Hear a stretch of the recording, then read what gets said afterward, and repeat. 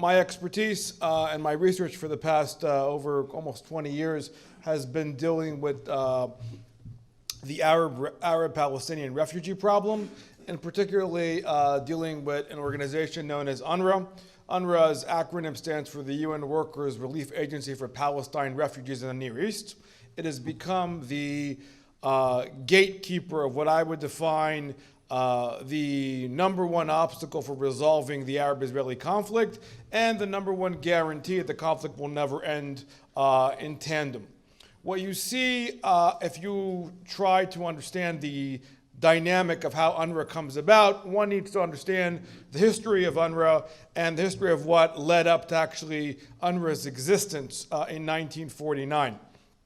The preamble to UNRWA were actually the Quakers, the American Friends Service Committee. A lesser known story that really nobody knows about why the Quakers got involved in the Middle East. The Quakers had been dealing with issues of world conflict for many, many years, from World War I. They were also involved, some of you may be aware, with the DP camps in Germany. They were dealing with other areas of conflict. By the time they get the mandate to deal with what is today modern-day Gaza, they win the Nobel Peace Prize in 1947. And after that, as a result of that, Eleanor Roosevelt gives them the mandate over Gaza. The idea and the attractiveness to try to resolve issues between Jews and Arabs were something they could not turn down. And of course, Quakers believed under their pacifist ideology that through their, what was defined and what I would consider to be falls under the rubric of American Protestant refugee relief or Abrahamic faith of that large or diplomatic kind of religiosity, they would be able to come to the region and solve these problems. Gaza is an eye-opener for the Quakers and they deal with the region at large. What's fascinating about the Quakers is that they openly admit and they documented their operation very methodically. It's one of the nicest archives I've ever visited, located in my backyard in Philadelphia, that actually details the correspondence. The chain of communication was between Philadelphia, Beirut, and Gaza as far as how the communication went. And they openly acknowledged that this was the first population that did not want to be resettled. To that end, American foreign policy in the 1940s and 50s was rooted in three issues: resettlement, repatriation, and reintegration. And by the way, the Quakers were involved in many of the meetings that were taking place at Lake Success, held by Dean Acheson and others, who were trying to go to the region to solve that issue and to come to repatriation, resettlement, and reintegration. One of the reasons that the Quakers left and the operation, the Gaza operation, was the largest relief operation that they ever took on and nothing since in this 18 months in Gaza was because they saw the United Nations as a bureaucratic red tape agency that was not going to achieve resettlement, repatriation, and reintegration. Now, a whole other part of the story, which is something we can talk about later on, is how they have today come about as the number one advocate of the boycott, divestment, and sanctions movement. That's another part of the story. But their experience in Gaza in that period of time, to their credit, was indeed honest. They had a lot of anti-Zionist feelings within how they dealt with Jews and how they dealt with Arabs. For example, they were afraid to get involved in the Farhud in Iraq because they thought that would be acting as being too Zionist, so they refused to get involved there. But they tried to play this neutral party that they were based on the mandate that they had. But as it relates to UNRWA comes about and the transition between the AFSC, the American Friends Service Committee, and UNRWA, one of the reasons that they left was because they saw this United Nations as a bureaucratic red tape agency. Case in point, one of the more colorful stories that was told in the documentation and the story that, we talk about Gaza was when the Quakers were giving a tour to the UN employees, and actually the Quakers were asked to stick around, but they were so fed up with the environment itself, they were giving tours to meet with the Egyptians, to meet with the Israelis, and whatnot. Then the United Nations official said to them, no, we were told to come here to meet with the Egyptians, give them a box, literally a container, a whole box of whiskey, and call it a day. So that was kind of an illustration of how the UN was going to solve the problem. So what you have here is you have UNRWA coming about in 1949. UNRWA's mandate, and UNRWA comes about, by the way, as a temporary organization, clearly temporary, that has no end, has been in business for close to 70 years, with the idea of devoting their time to dealing with the Arabs of Palestine. The other interesting part about UNRWA's coming to existence is its unique definition of who is an Arab Palestinian refugee. By the way, all these very critical issues as it relates to the double counting, the resurrection of the dead, who are Palestinian refugees, were actually questions that the Quakers tried to answer in their census. And much of what did not happen in the transition that I've argued in my research is that UNRWA refused to learn the lessons of what the Quakers learned in their operations in Gaza. But what is so unique about the definition of who is an Arab Palestinian refugee is the fact that it is anybody who was in mandatory Palestine between 1946 and 1948. And of course, the kicker is and their descendants. No other refugee population worldwide has the element of descendants. And furthermore, if you go into Muslim lineage, by the way, in the 1960s, there was an expansion of that narrative at large. Muslim lineage is patriarchal, is based on the father, and of course in the 60s they were able to expand to also include the mother.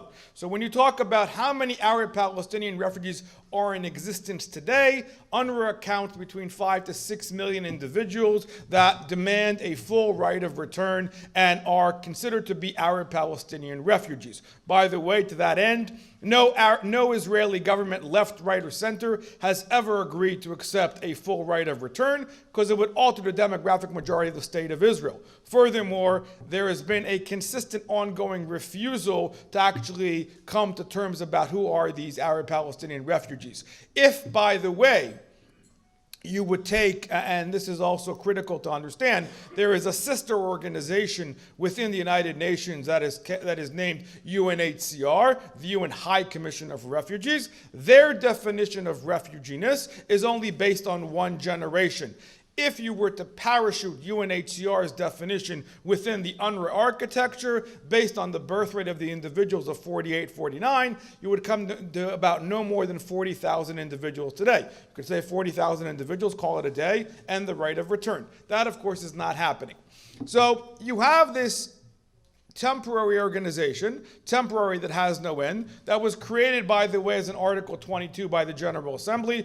Article 22 agencies have no oversight by the General Assembly to begin with, and they are based on the voluntary contributions.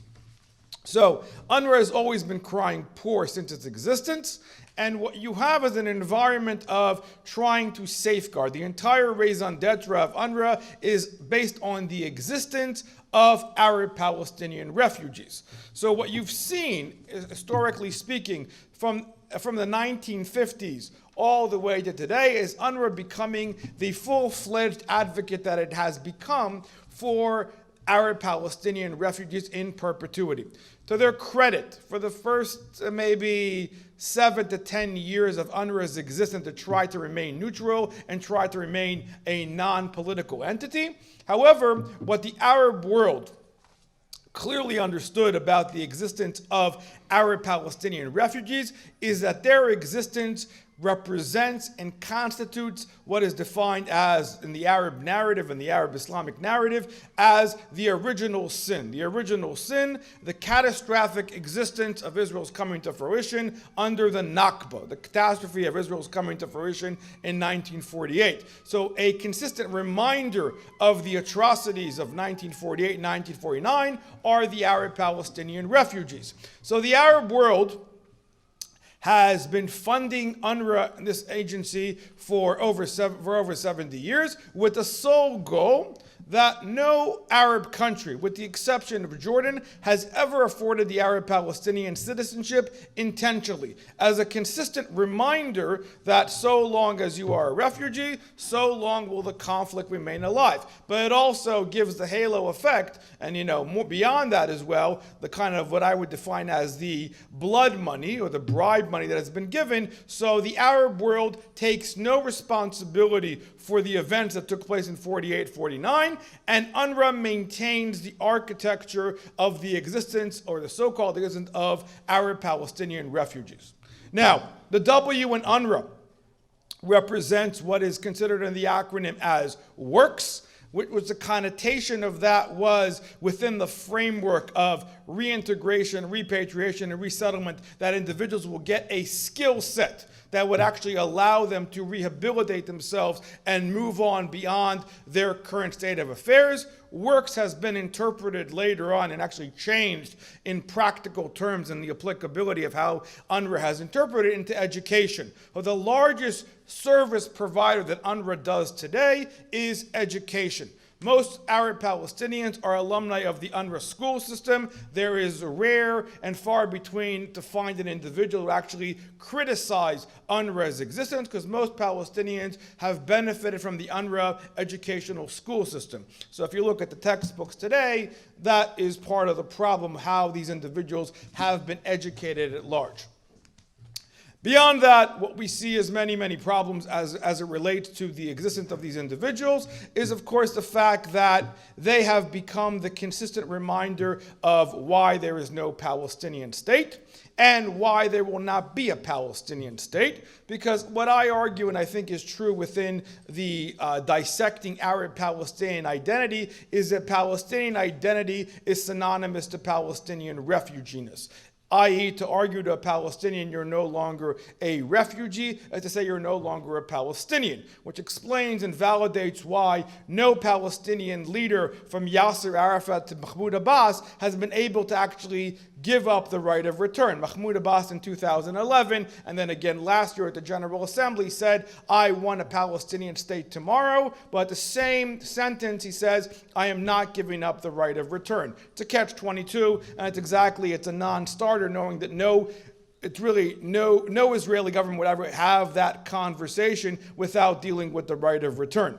The interesting part, one of the first compromises or proposals that was put forth as it relates to UNRWA itself was actually by my friends, the Quakers, that was spearheaded by then the head of the Arab desk, Moshe Sharet, and under Ben-Gurion at the time, and Israel agreed already in 1950, 1951 to take it based on Quaker brokerage, taken of the, again, the numbers vary, how many refugees exist at the end of 1949. The scholarship, you're talking between 650 to 715 individuals. So based on that number, Israel agreed to take in about 200 to 300,000. The only caveat to make that happen was that the Arab Palestinians had to accept Israel's right to exist in peace. That, of course, was immediately shot down. So that is the architecture that you have. Then you have the products that UNRWA provides and how it plays into the conversation altogether.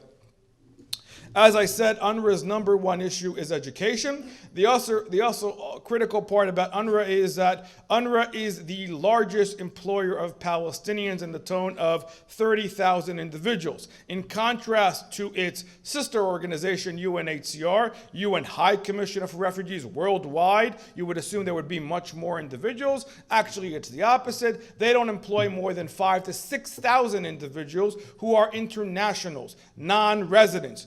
Palestinians, and within the narrative, within the UNRWA architecture, the majority of the employees of UNRWA are indeed Arab Palestinians. To my mind, it is the perfect case study where the service provider, where the client has hijacked the service provider. And basically that's what you have within the architecture of UNRWA today. And so you have the education, and then you have, of course, the narrative that is being sold from one generation to the next. And of course, one of the more symptoms and the egregious problem that, of course, we face as we look at UNRWA today, of course, is how UNRWA has become a conduit for terrorism. UNRWA indeed employs members and has employed members of Hamas, Palestinian Islamic Jihad, Al-Aqsa Martyr Brigades, and whatnot. There is a dual service. You can be a teacher or a gardener or a driver by day, but also a member of these groups by night. So when you found one of the more famous cases was with Abu al-Ik, who was the headmaster of the Rafah prep school and was also making bombs for the Al-Aqsa Martyr Brigades. Again, by day he was a principal, he was also a chemist by training, and then later on he was also involved with that group. Actually, UNRWA sees that as diversity. When you go and you apply for an UNRWA questionnaire, one does not ask you, were you ever a member of a foreign terrorist organization? And so part of the problem that you face when you look at UNRWA's architecture is that the watch list. UNRWA has consistently refused to use American watch list and the Israeli watch list. So the pool of people that they're pulling from is much smaller than the individuals we have designated as individuals. Over the past few years, we've seen an attempt to crack down on UNRWA's ability to act as a conduit for terrorism. What we saw in Protective Edge, and as well as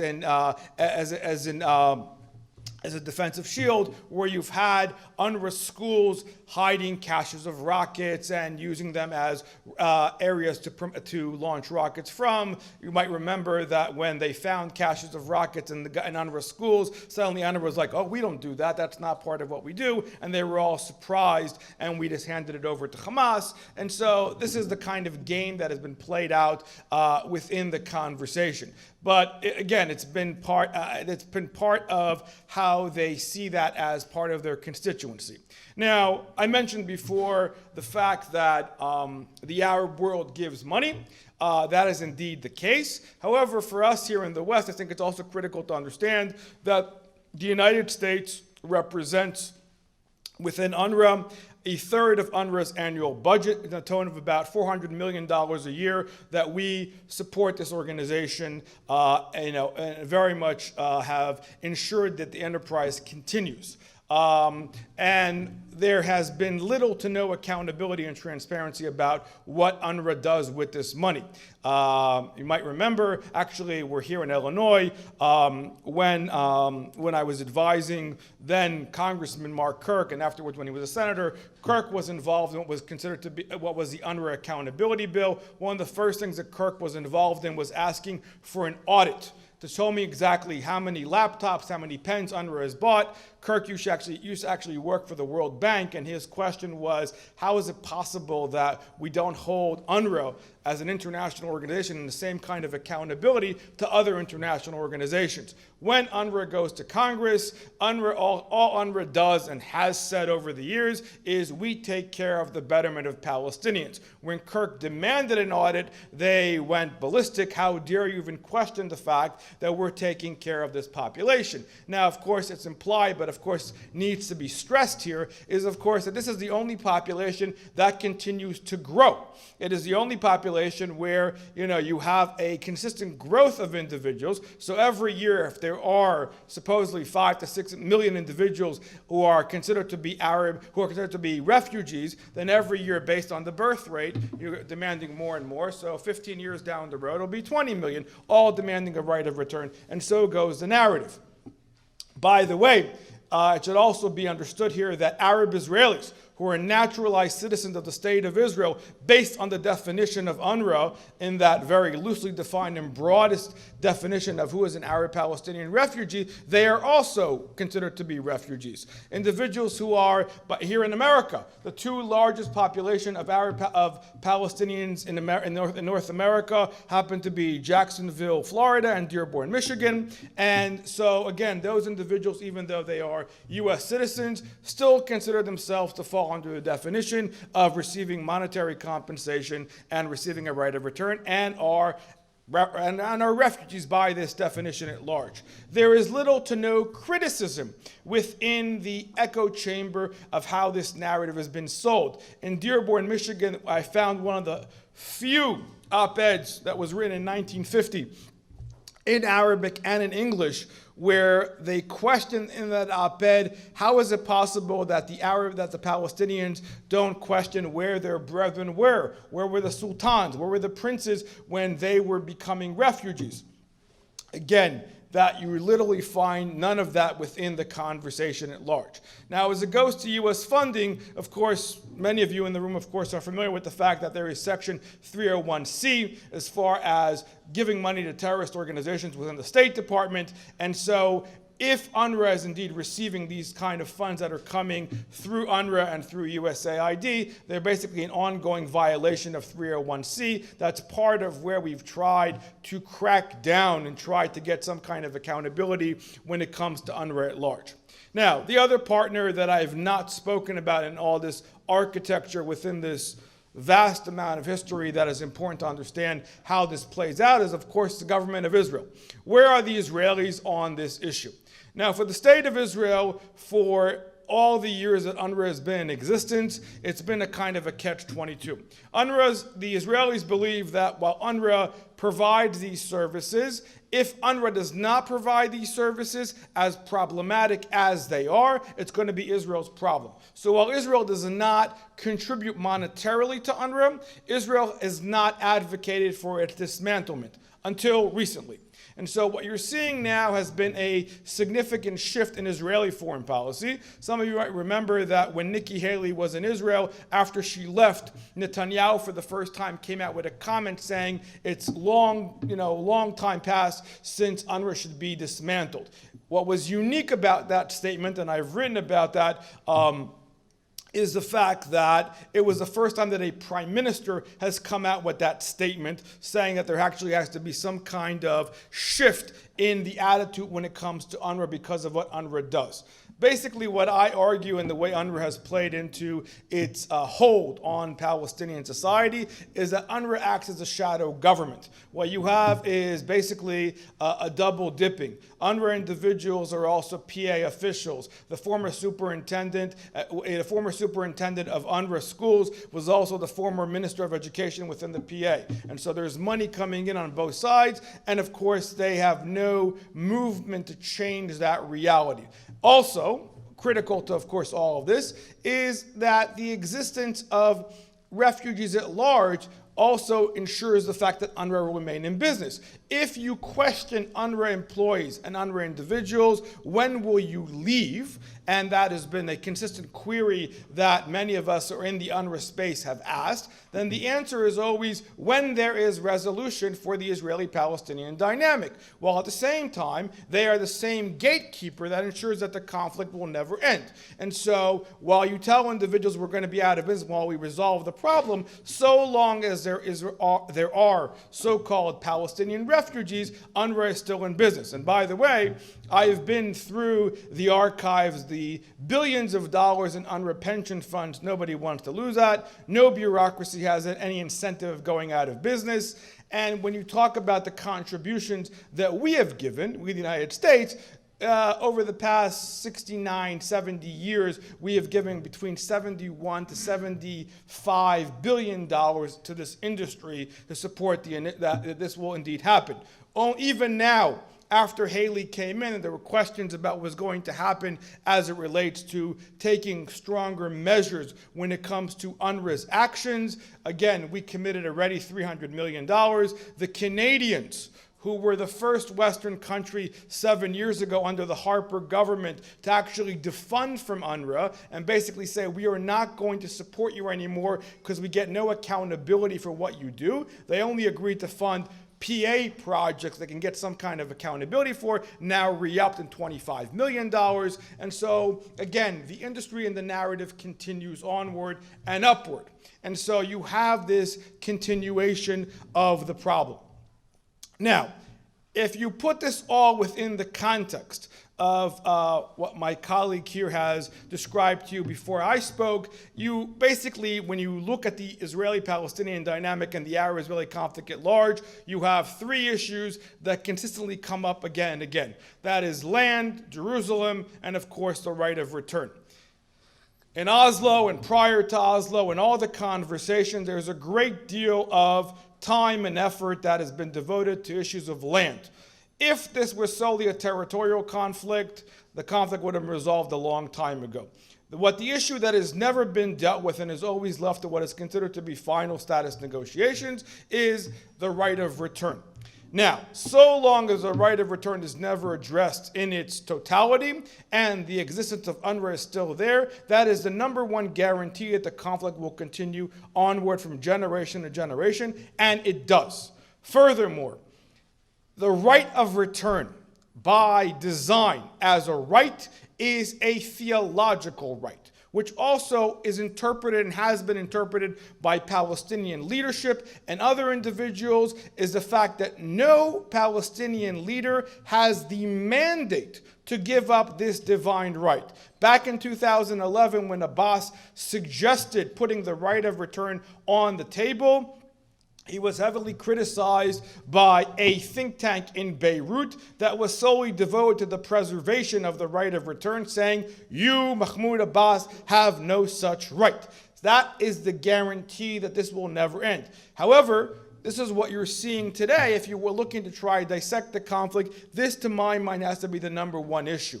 There is potentially an opportunity of looking at this and maybe trying to make some dents, though I've been in this rodeo and looking at UNRWA for close to 20 years now, and we have not been able to solve this problem. There is a movement, and there is actually an agreement on both sides of the Atlantic Ocean in Israel and the United States that somebody should be looking at UNRWA and actually getting some kind of sense. That could potentially be an opening to start having the conversation. The fact that the state of Israel has now started to critically look at what UNRWA does or does not do, and is considering the fact that UNRWA should be removed from the scene. But again, no guarantees. And the fact that we re-upped our contribution only recently now, even under Haley, who has been very critical of the United Nations at large, you're still seeing this ongoing support. There is a cognitive dissonance that exists when we, as the United States, have been seeing ourselves as the gatekeeper of the world. When you say refugee, the image is individuals fleeing for their lives. God forbid they have no Wi-Fi or anything else. That is not the scenario within the, of Palestinian refugees, and so the whole mentality, but based on that perception, we still continue to give these large sums of money. But there has to actually be an understanding that, in fact, the majority of these individuals have already been resettled and reintegrated, but this is always an action item that needs to be on the table.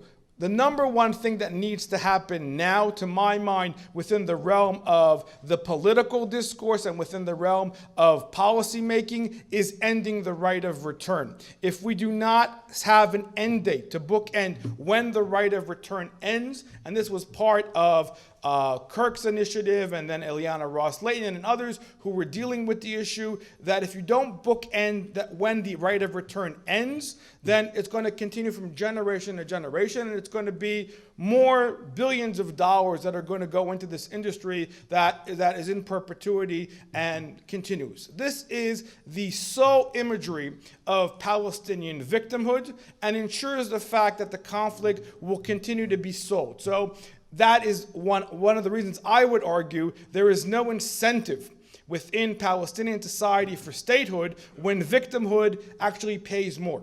And that has been the case study that you've been seeing from generation to generation. And you see it on Palestinian social media today. You see it within the younger generation, why actually Palestinians, younger parts of Palestinian society, actually moved away from the two-state solution that was so spoken about in the 80s and 90s. They're on to a one-state solution by process of demographics. And the demographics, of course, relate to the existence of the right of return. So to sum it all up, really, if you are looking for some kind of conclusive understanding and appreciation of how to solve this conflict, this has to be the number one issue. So, and I'm not minimizing from the importance of trying to find territorial compromises related to Jerusalem and land issues, but as long as this is an open issue, this is the number one issue. This is the open wound. And to quote the former head of UNRWA in Amman in 1952, who was, of course, was again fired the moment he said this comment, was a former general by the name of Sir Alexander Galloway. Galloway made a comment in 52 and he testified in 53 in Congress saying that the Arab world doesn't give a damn about the refugees. They want to keep it as an open wound. And that has been, in a nutshell, the story of the refugees, because that allows every Arab leader, from Nasser to Arafat to individuals like bin Laden, to say, we will not rest until there is resolution for the Palestinian refugees, while at the same time they have been working carefully and and very methodically to ensure the fact that this problem will never go away. Thank you very much. Did you learn something from this video? Want more? Click subscribe to get notifications about our latest videos.